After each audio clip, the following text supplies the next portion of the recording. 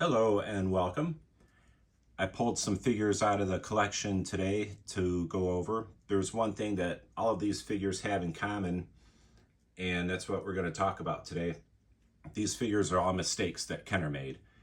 Uh, Not to be mistaken with a factory error. A factory error might be, say, for instance, a hand didn't get painted, or they put two right legs on them, or an eyeball didn't get painted or something.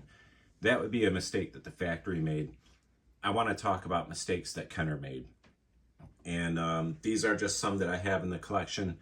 There might be one or two others that Kenner made a mistake and either changed or didn't change.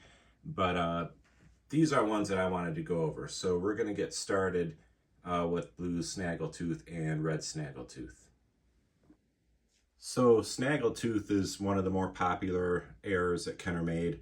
You see the one on the left in the blue, it's really tall.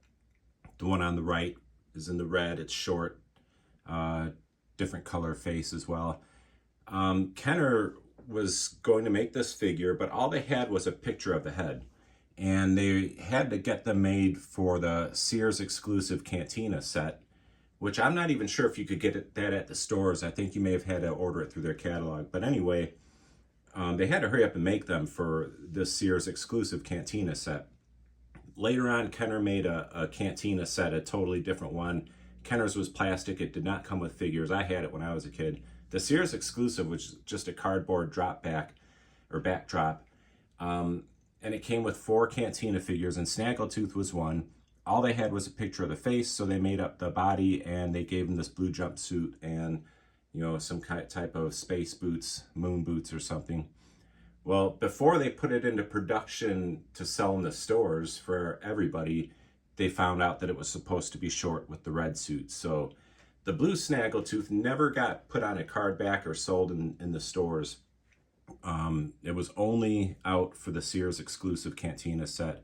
Red Snaggletooth is what he was supposed to look like all along. That's what they continued to make for the rest of the run. So that's Snaggletooth. And we're going to go on to Han Solo next. And next up we have Han Solo. And right away you can see there's 2 different heads. The one on the left is called the small head Han. The one on the right is big head, or sometimes large head Han. And the one on the left is one that they were making first, and right away realized it turned out too small. And so they started making the one on the right. They both premiered on Star Wars 12 back cards. But when I was a kid, I had the small head Han, and that was all I saw in the stores for probably the first year. And I ended up having a large head Han too when I was a kid. But I personally think the small head Han looks better. But Kenner stopped with the small head very early on. They only made maybe one batch of it or so. And by 1979 or 78, 79, they weren't making them anymore. So the big head Han is what they went with all the way through the rest of the run of the figures. But the small head Han, he's definitely less common. They made way less of him than they did the big head. And it does go for more money, especially when they're in really nice condition. But I wouldn't consider it rare, because there are still a lot of them out there. 2 variations with the small head Han. The one on the camera here, in front of the camera, the legs are molded black, so that's black plastic. There are some, I have a couple in the collection, that the legs are molded in white plastic and painted black. And the theory that made sense to me, that I read, is they were produced with the same mold, or they were produced at the same time with other figures that did have white legs, like Princess Leia, for instance. So at some point, though, they got smart and realized it was a waste to use white plastic and black paint, so they went with just black plastic from that point on.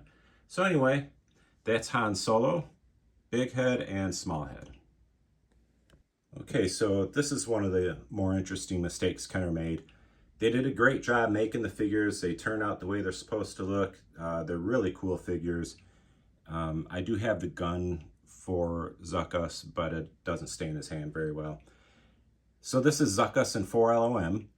Zuckuss is the robot on the left. 4LOM is the tan guy on the right. Now, if you're a Star Wars person and you see that, I remember when I was a kid thinking that had to be a mistake, because droids are always named with letters and numbers, and living things are given a name. So it turns out he's supposed to be Zuckuss and he's supposed to be 4LOM. But on the Kenner card backs, on official vintage Kenner from, 1980 when these were made up until 1985, Kenner, if you're a vintage Kenner collector, this is Zuckuss, this is 4LOM. If you're buying modern figures, they'll have it correct. They'll have him as Zuckuss, him as 4LOM. So Kenner just made a mistake. They got their names mixed up. Nobody cared. But I remember as a kid thinking that seemed a little weird, that the droid had a real name and the living guy had letters and numbers. And sure enough, it was a mistake. So Zuckuss and 4LOM, or 4LOM and Zuckuss, however you want to say it. Okay, so the last one I wanted to go over is Yakface, and some collectors might be wondering why why I have him on my list of Kenner mistakes. And they didn't make a mistake with making the figure or naming the figure or anything like that. In fact, he's one of the coolest figures I think they ever made. They made a mistake in the marketing. He never got released in the US market, which was their biggest market.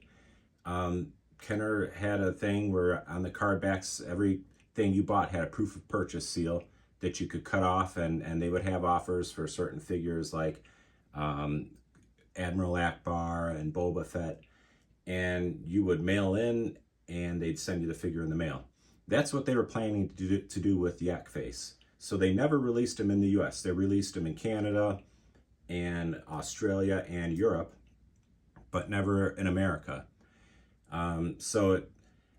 They never got to put him on the mail away, because by the time they were starting to get around to that, production halted. They stopped with the Star Wars line altogether. It was 1985. No more movies were coming out. The figures weren't selling quite as well. Masters of the Universe and Transformers are getting popular now. So Kenner stopped making Star Wars altogether, and never did the mail away for Yakface for the US, and never released him in US stores. And that was their biggest market. So that was a mistake that Kenner made there. He did, a few years later, did make it to the US stores in the secondary market when KB Toys went to Europe and bought up a bunch of overstock figures and brought them to the US and sold them in their discount bins. And so there were some lucky kids back in the late 80s that got a Yakface at the store, but Kenner didn't release it there. So that's why Yakface is on my list of Kenner mistakes. All right, so thank you for watching my video on Kenner mistakes.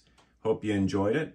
Feel free to go ahead and subscribe to my channel, check out some more videos, and I'll be making some more soon. Thanks a lot.